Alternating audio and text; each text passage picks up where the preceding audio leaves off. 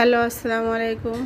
আমি আজকে খাঁটি গরুর দুধের পায়েস রান্না করা একটা রেসিপি করলাম। আমি পায়েসের জন্য 2.5 লিটার দুধ জাল দিয়েছি এবং এটা চুলায় দিয়ে দিয়েছি, জাল হচ্ছে।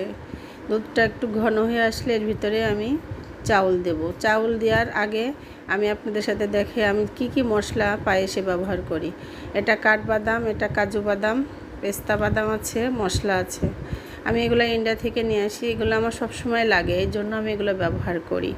তো আসলে মিষ্টি পায়েস যেটাই বলেন সেটাই করতে গেলেই বাদাম না দিলে আসলে ভালো লাগে না। বাদামটা আমার খুব পছন্দ, এগুলো আমি করি।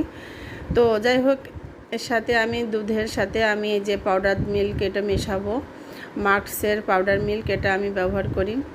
আর সাথে আমি দেবো একটা বাদাম, এটা আমি ইন্ডিয়া থেকে নিয়ে আসছি, নামটা আমি সহজ জানি না। তো আমি চালটা যে ব্লেন্ডার করে একটু আদা ভাঙা করে রেখেছি, এটা চিনি গুঁড়া পোলার চাল। তো এটা